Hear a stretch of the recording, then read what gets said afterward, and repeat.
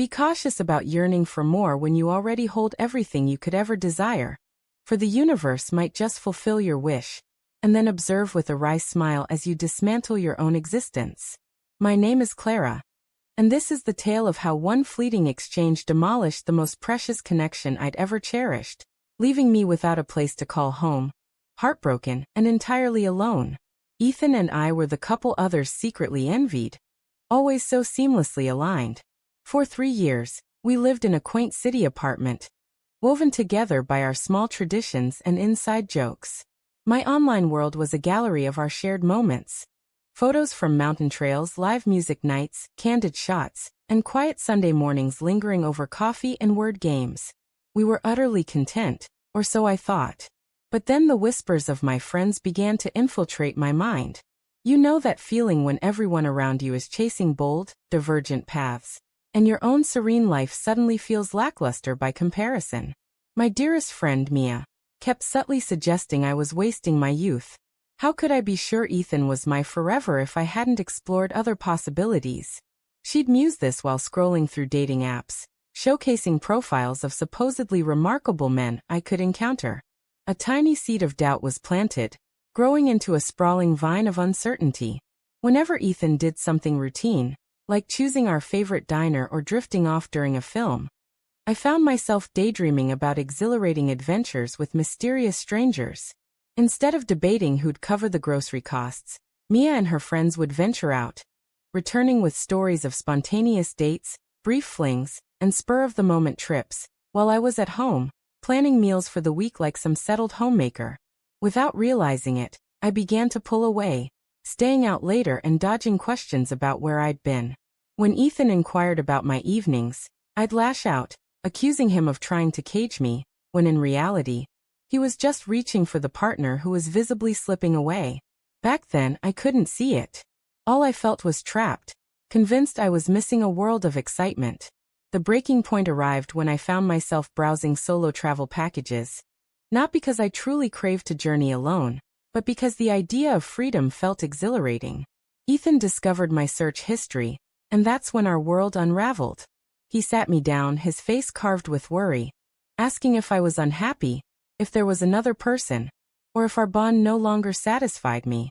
Instead of admitting my foolish uncertainties or talking through my emotions like a mature person, I panicked and uttered the most damaging words. I told him I loved him but needed to venture out before we became too committed. I actually said venture out, as if he were an obstacle to my growth rather than the man who'd been steadfastly loyal for 3 years. You should have seen his face when I suggested a break. Not a permanent split, but a temporary pause so I could dip my toes in other waters and return once I was certain he was my true match. His expression was as if I'd proposed something unthinkable. That should have signaled I was teetering on the edge of the gravest error of my life. But I pressed on, insisting it was fair because he could see others too. Though the thought twisted my gut, I genuinely believed I was being rational, that we could maintain our connection while I explored other men, only to slide back into our comfortable life once I'd satisfied my craving for novelty. Ethan grew quiet, a silence more chilling than any heated argument. Then he asked, with an eerie calm, if I expected him to wait at home while I tested other options, ready to welcome me back when I decided he was enough. His contained anger should have halted me, but I stumbled on, claiming it wasn't about him being lacking. It was about ensuring we weren't settling too early. Every word only deepened the wound. He pointed out that my idea erased us, that I was asking him to be my safety net while I roamed freely. The dispute escalated, with him labeling me selfish and me accusing him of being controlling, until I snatched my bag and announced I'd stay at Mia's until he could talk rationally. As if he were the one overreacting to my perfectly sensible plan. That's when he spoke words that should have jolted me awake. Don't assume things will be unchanged when you come back. But I was so convinced of my own logic that I scoffed and stormed out, certain he'd see the sense in my proposal once he calmed down. Mia's sofa was far less welcoming than our bed.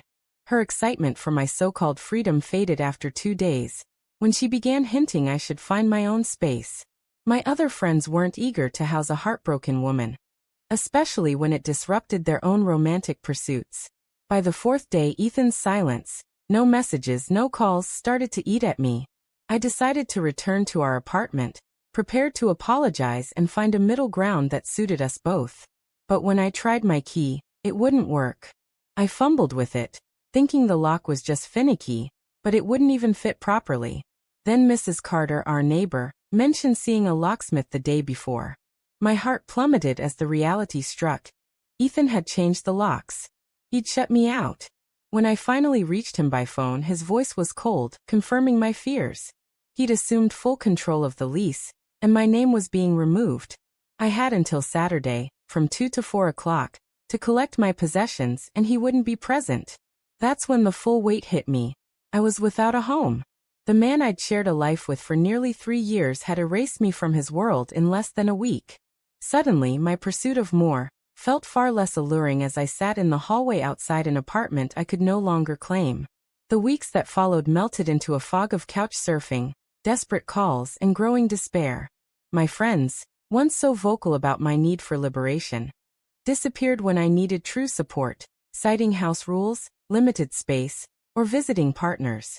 I scraped together enough for a small studio apartment, barely larger than our old bedroom, with thin walls and noisy neighbors. Each night, I lay awake, wondering how I'd lost everything in one careless conversation. The true devastation came when I returned to gather my belongings and saw Ethan with someone new. A vibrant woman named Ava, who was comfortable enough in my former home to have her own key and wear his shirts. She embodied everything I'd thought I craved. Spontaneous, carefree, living for the now. Ethan looked happier than ever, more confident, as if removing me had been his wisest decision. In a frantic attempt to reclaim him, I bared my soul, but he looked at me with something like sympathy and said words that still haunt me. I cared for you once, but that's gone now. 6 months later, I'm still in that tiny apartment, scrolling through dating apps, chasing whatever I thought I was missing. Ethan and Ava are engaged, crafting the life I threw away, because I was convinced something greater was out there.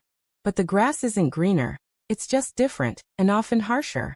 What I was seeking was already in my hands, and by the time I realized it, someone else was living the life I'd envisioned, while I'm left questioning how I could have been so blind.